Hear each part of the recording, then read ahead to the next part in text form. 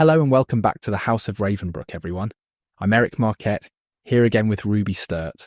And this week we're diving into Richard Ravenbrook's Beyond Complacency, a book that frankly pulls no punches about the crisis our environment's in and the spiritual duty we all carry. Ruby, it feels like we can't talk about spirituality these days without bumping into the word complacency, especially with climate stuff. Yeah, it's everywhere, right? I mean, we know the planet's hurting. We talk about it at parties or post about it, but Ravenbrook sort of calls out that it's not enough. He says, just knowing about pollution or fires or melting ice, if we don't move past that, if we stay stuck just feeling bad or guilty, we're, well, part of the problem. And it's not just a new age or witchy thing. Even a lot of Christian movements are waking up to this spiritual responsibility for the land. Absolutely, it's almost like the sacredness of creation isn't just an old idea, but one with, how do I put it, a pressing ethical weight now. And in the Ravenbrook tradition, as well as in many branches of Christianity, there's this thread that caring for Earth isn't optional. It's not just an aesthetic, green lifestyle add-on. It's a core aspect of spirituality. Reminds me of something we said a while back, Ruby, about the roots of witchcraft being about tending the land, not just casting spells. Yeah, spot on. And actually, this is a bit embarrassing, but I used to get way too into the plant a tree, feel good about yourself thing at uni. We'd go out and dig holes all morning, sweat buckets, then take group selfies in our dirty overalls and post them. But honestly, looking back, those gestures were more meaningful than we realized.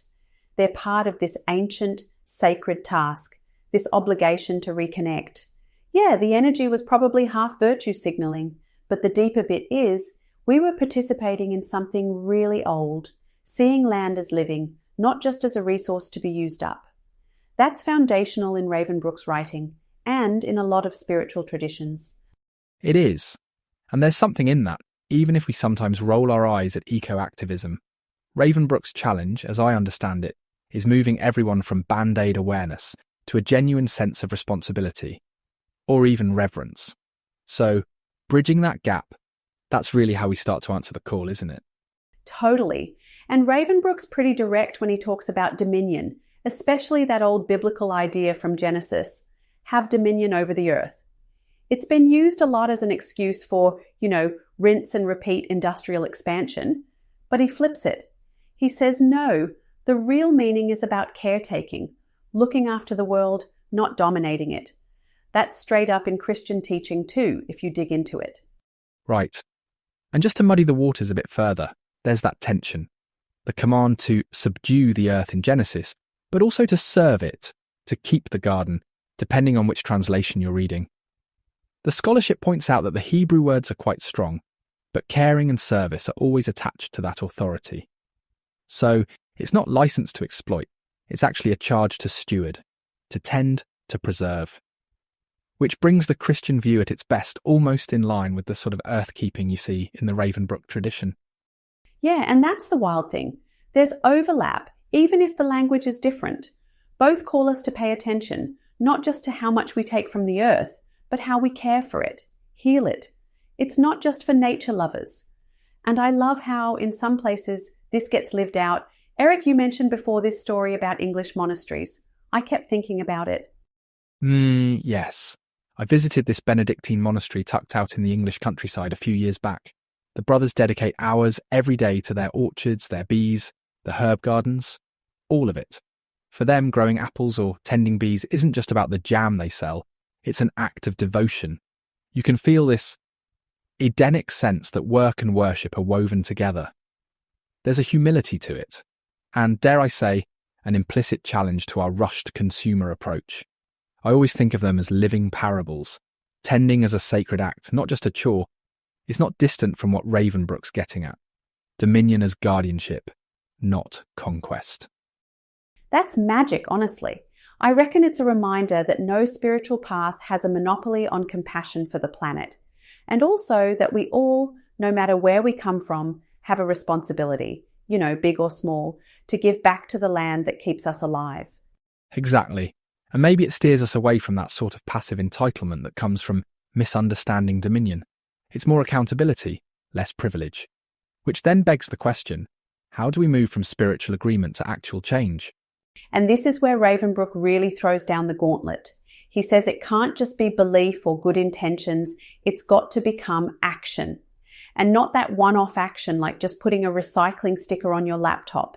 He pushes for collective courage, the wisdom that comes when communities tap into revelations, intuitive or spiritual, and then actually do something together. So, education's critical, but without fierce, tangible action, it falls flat. Yes, and it's a real challenge because the political and corporate structures are, let's be honest, often built to maintain the status quo. Ravenbrook makes the point that voting once every few years or sharing posts about endangered rainforests isn't enough, is it? The entrenched powers don't shift just because we wish they would. It needs resistance. Spiritual circles dedicating rituals for the land, grassroots activism, environmental justice. These are acts of real stewardship. Exactly. Even in my own neighbourhood, local groups are fighting dodgy land development or planting community gardens. And honestly, that's where you see this blend of the practical and the sacred. It isn't always dramatic, but turning up for even one of these actions chips away at that old complacency Ravenbrook talks about. And you see it globally, don't you? Circles holding ceremonies to heal rivers, or movements blockading corporate polluters. These things matter. They're a ripple effect. And they invite everyone to participate, regardless of background.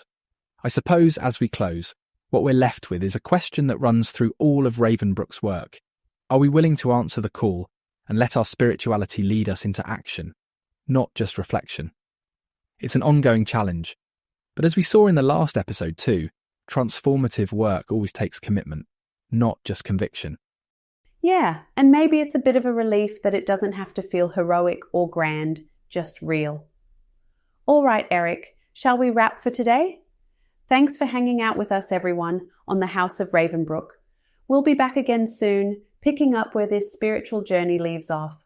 Eric, see you next time. Cheers, Ruby, and cheers to everyone listening. Until next time, step gently and keep answering the call. Goodbye now.